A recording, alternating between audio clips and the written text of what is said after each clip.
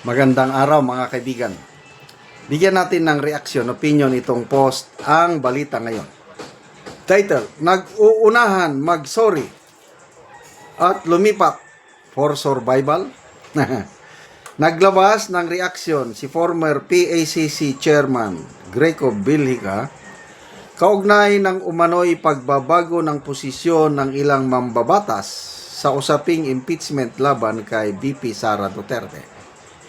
Sa kanyang pahayag, tinuligsa ni Bilhica ang mga kongresistang dati umanong agresibo sa pagtutulak ng impeachment, ngunit ngayon ay tila umatras dahil umano sa kakulangan ng ebidensya.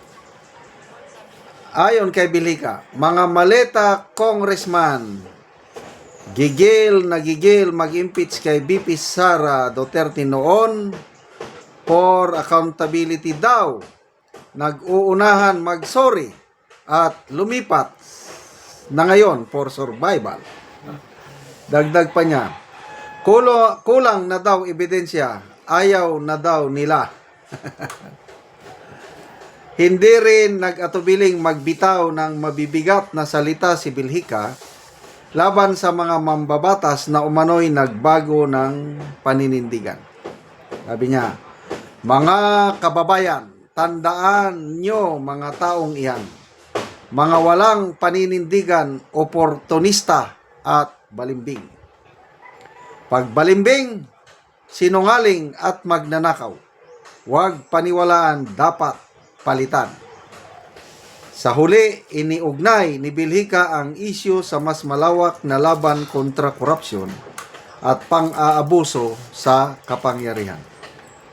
Sila ang nagpapakasasa sa kaban ng bayan, abusado sa kapangyarihan at nagpapahirap sa bayan. Yan ang payag ni Chairman Bilhica. Ang payag ni Bilhica ay lumabas sa gitna ng patuloy na pagdinig sa House of Representatives of the Philippines kaugnay ng impeachment complaints laban kay VP Sara Duterte.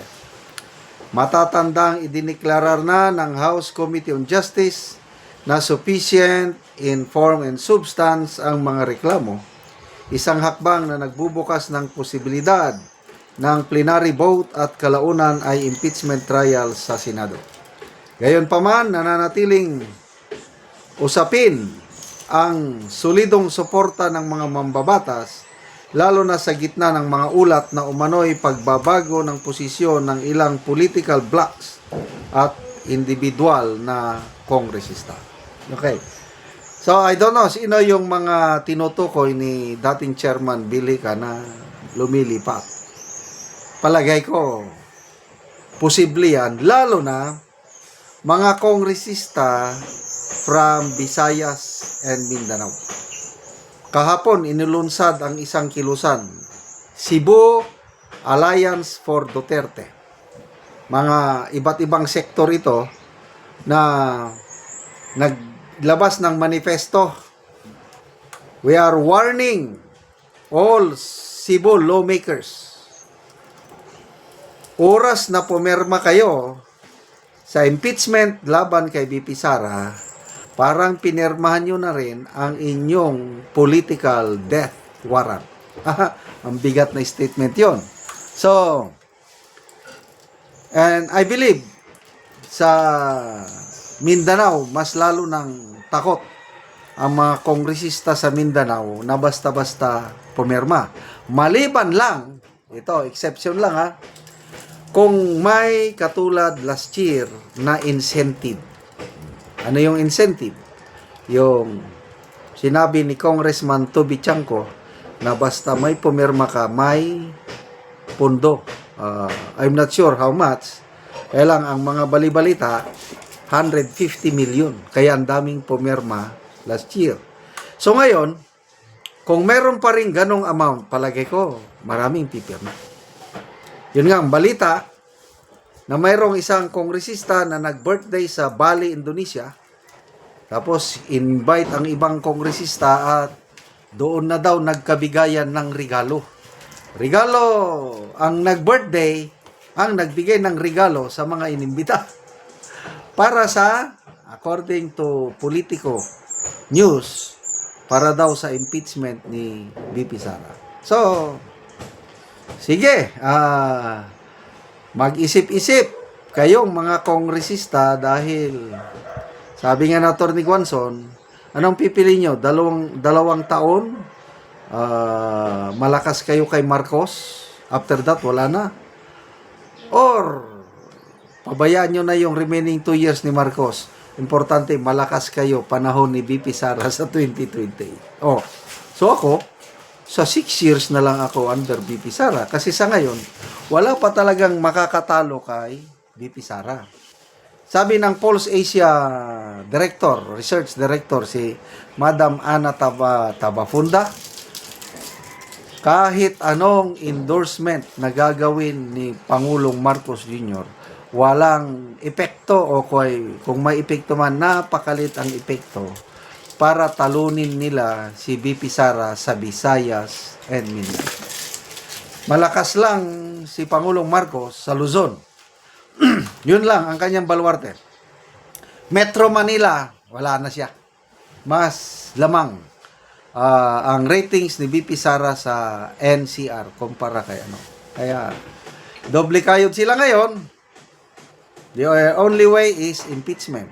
Again, kung ako ang tatanungin nyo, ang assumption ko is makakakuha sila ng 1/3 signatures, aakyat yan sa Senado. Kaya matutuloy po ang ating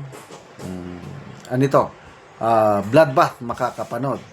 Maliban lang, kasi mautak itong Brave Legal 18, Legal 16 pala.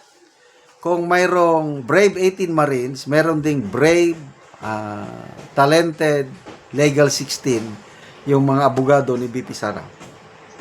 May posibilidad, sinasabi ng mga analyst, baka bigla itong mga legal team ni VP Sara magsampa na naman ng kaso sa Supreme Court laban sa mga kongresista dahil void in issue.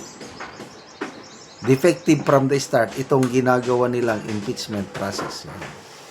Salamat mga kaibigan sa inyong pagsubaybay sa ating channel. Nakakatulong kayo ng malaki sa tribong Talanding ng Bukidnon dahil ang sweldo natin sa channel na ito is pantulong po sa tribo. Namimigay tayo ng libreng yero at pako para makapagpatayo sila ng mas maayos na tirahan. Panoorin nyo ang video na ito. Ini ang natagaan og yero. Mag-atop na ni sila karon. So mo na ni ang gipatindog nila nga balay.